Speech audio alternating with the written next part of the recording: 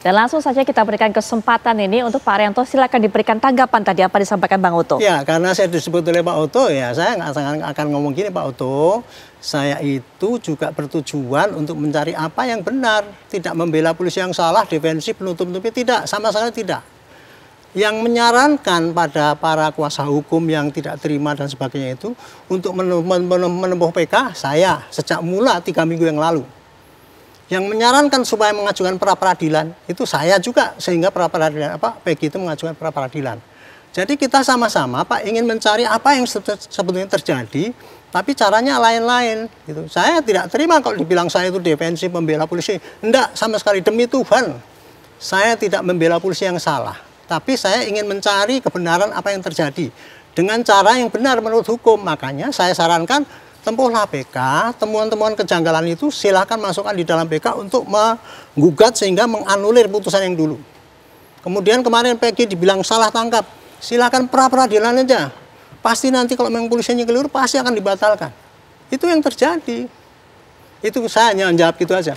Jadi saya bukannya membela defensif, tidak, demi Tuhan enggak. Tetapi saya ingin menjelaskan pada rakyat, inilah yang terjadi dari pandangan saya Pak. Gitu. Kita cari kebenaran, tapi dengan cara yang menurut hukum yang berlaku. Itu, terima kasih. Baik, bagaimana kemudian menemukan titik tengah dari segala penafsiran ini, Mas Heri?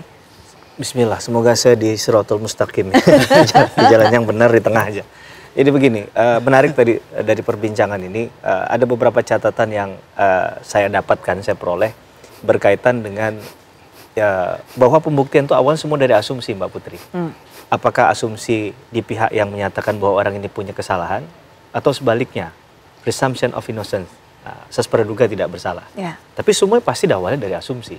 Nah, yang kita mau dalam PK ini untuk memutus tafsir-tafsir yang luar biasa sudah banyak di luaran tadi adalah bagaimana meminimalisir minimal tidak ada kesesatan fakta di awal.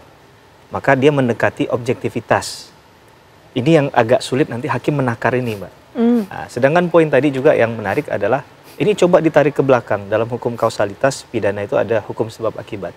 Dan dalam konteks ini saya lihat disoal juga oleh Bang Oto itu adalah bagaimana cara memperoleh, mengumpulkan, dan menyampaikan bukti di persidangan. Sehingga kemudian bukti itulah yang dipakai. Nah, tapi kan kalau kita pakai logika kembali misalnya, ada seorang melakukan pembunuhan, kemudian dia lempar alat yang digunakan untuk membunuh, katakan itu menggunakan pisau, dan pisau ini dibuang di dasar laut, sudah dicari tidak ketemu, gitu kan? Apakah kemudian kasusnya berhenti karena tidak ada alat bukti yang ditemukan tadi?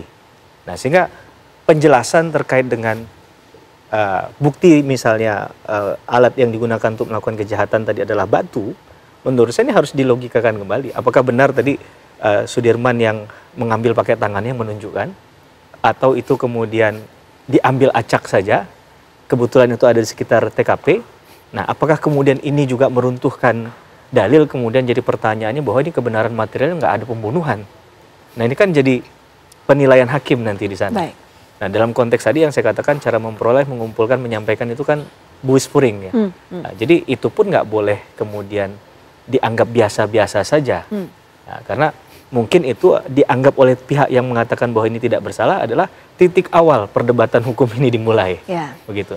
Jadi menurut saya ini akan membuat kita jadi bisa punya nalar yang sehat. Nah, kalau saya katakan tadi bahwa tidak ada kesesatan fakta, itulah yang harus dijaga betul.